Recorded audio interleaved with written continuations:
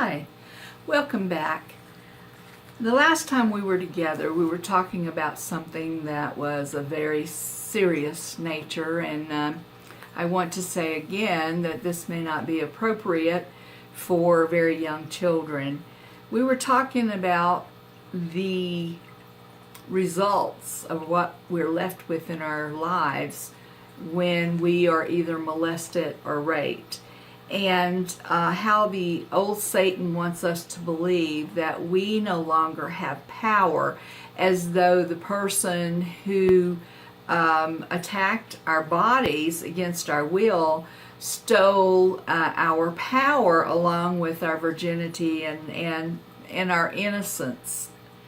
I shared with you that I was of the opinion, and it is my personal opinion, and based on my experiences, that I believe my power was never stolen, but was hidden within the painful memories, the brokenness that we feel, the sorrow, and often the fear that comes along after you've been molested or raped. And I shared that the old enemy of our soul, he causes us grief. That is his weapon of choice. And he loads us down with baggage that we can carry all throughout our lives if we let him. And this causes us to struggle in developing healthy, good, positive relationships, and also sets us up to make a lot of poor choices. And certainly this is what has happened to me, and that's why I'm fighting so hard for myself but for you, because I want you to be aware of the enemy's wicked ways and his devices, so that you can find healing now and be an overcomer now and realize your power now to help you and also to help others. You know, I shared with you about CDC stats that 1 in 5 women in the United States have experienced some type of sexual sin forced upon them during their lifetimes. And I want to break that down for you. And the reason is because the enemy of our soul, he uses what happens to us against us, and I'll share why I think that's true.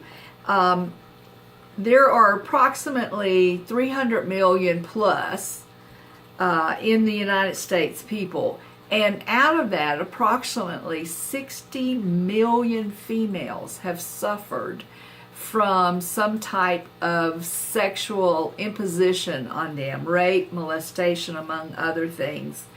And in the 2.4 million people approximately that live in Ohio, of that, 240,000 have been abused and are in need of help. And in Louisiana, where I grew up, they have approximately 4.65 million people in that state, and 460,000 females have been sexually abused and are in need of help. So approximately 31,004,000 are abused in the United States, according to CDC, in the year. So think about that. This is a lot of hurting people, a lot of people being lied to by the old enemy Satan. And I just want you to listen, because you know what? There's a lot of work to be done, a lot of hurting people, and you are the person that can help them. So what are the tactics of the devil that he uses in our lives? For me, I began to think that whatever happened was what I deserved.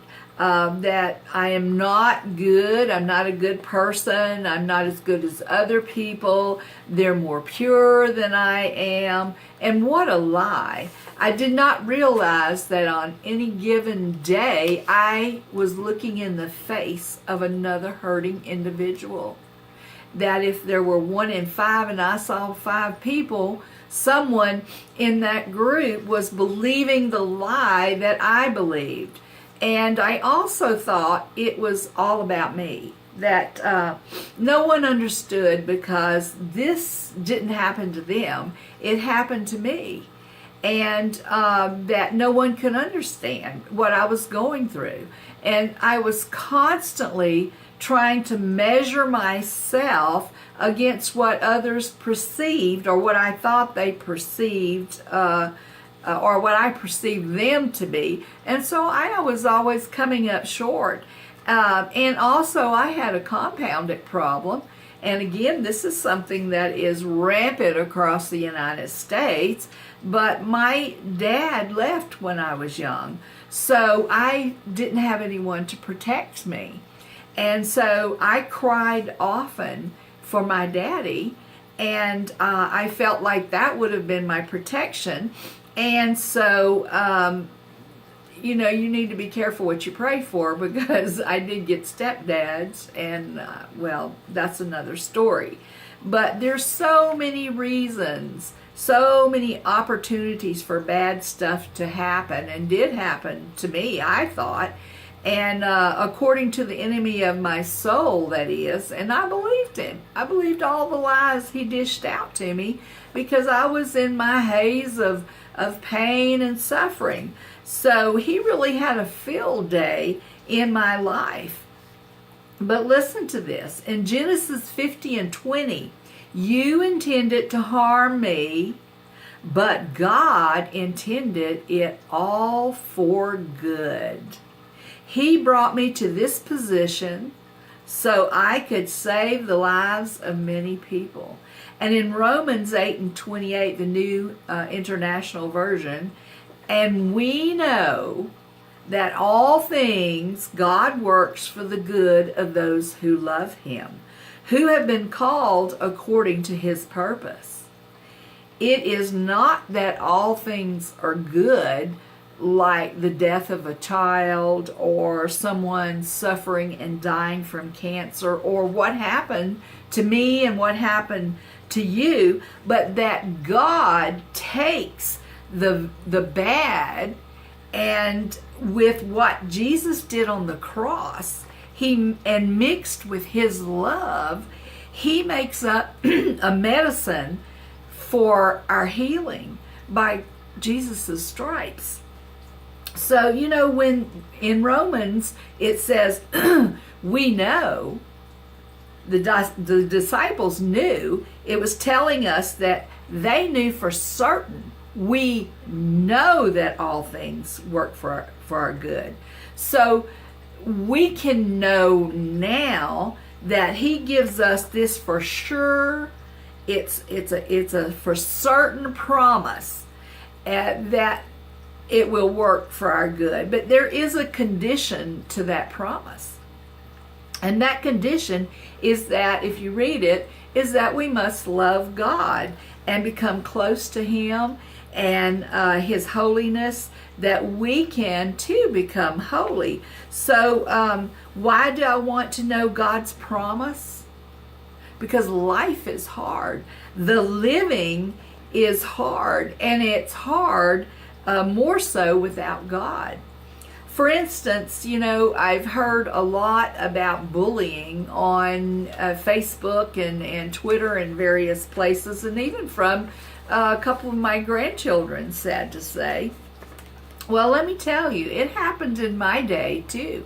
Oh, we didn't have Twitter and Facebook and cell phones where it's virtually in the eyes and in everyone's face across the system, where they can use that as really to intimidate and to use those words of death that I talked about in earlier sessions and get it to you faster. But it happened nonetheless, and it was no less intense on my person. Sin is sin, and in any form. And there were mean kids, even in the Catholic school, that I attended whenever I was young. And there were these two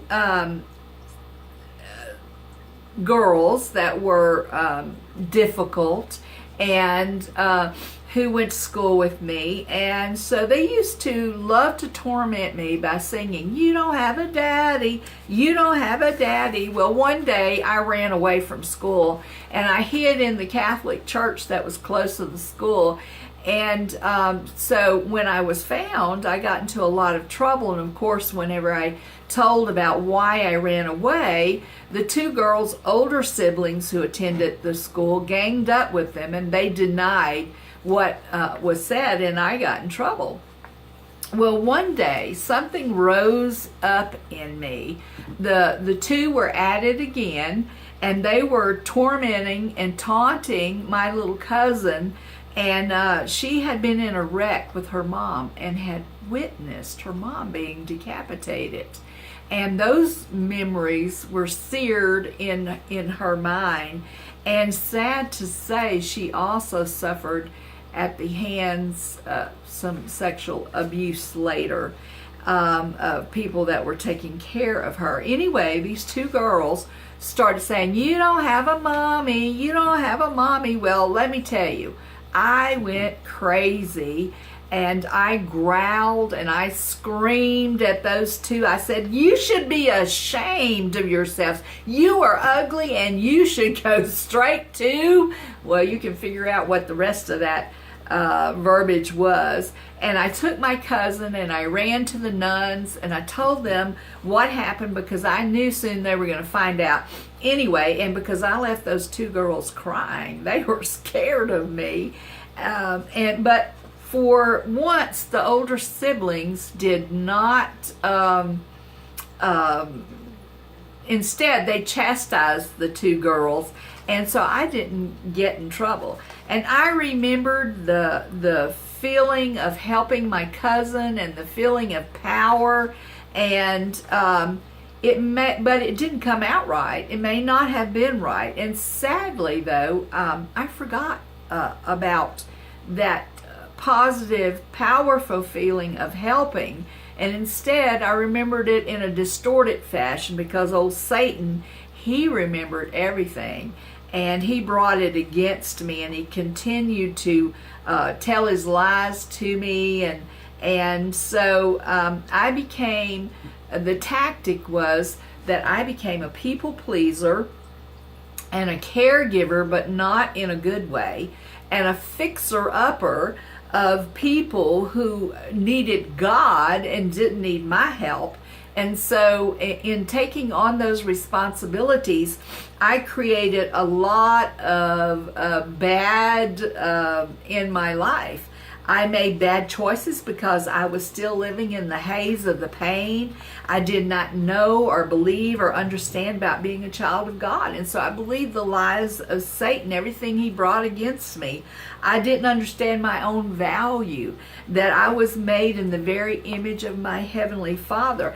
I did not understand I was meant for God's best, and that he was going to work out things for my best, and how he thought that I was so important that he gave his life on the cross so I could be free, so I could be healed, and that he would give me wisdom and understanding to operate in his power now, and not after living a lifetime of believing lies.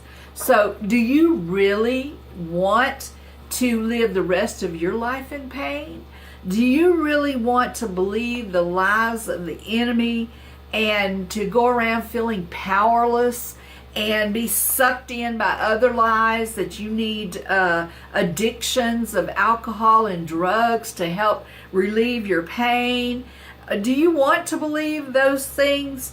If not, let me speak life that will help bring you out of the haze in your life, that will rescue you now, not later after you've made poor decisions.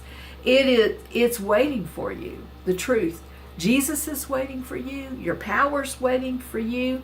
There are so many lives out there that need our help, and you have the power to do something good. You know, in James 1:16, it says, every good gift, every perfect gift comes from the Father of lights. You see, friend, in him is no darkness. In him is no lie. And you can lay down those bad memories, the pain that you carry, and ask God to heal you now, to empower you now with his Holy Spirit so that you can get through this. And you don't have to live in the haze and the lies of the enemy. So I want to speak that power to you. I want to speak that truth to you to let you know that there is hope. So until we meet again, I want you to have a powerful, pain-free, smile day, and we'll continue to talk about the tactics of the enemy, and also the hope for your soul and the hope for you to get out from under the lies of Satan.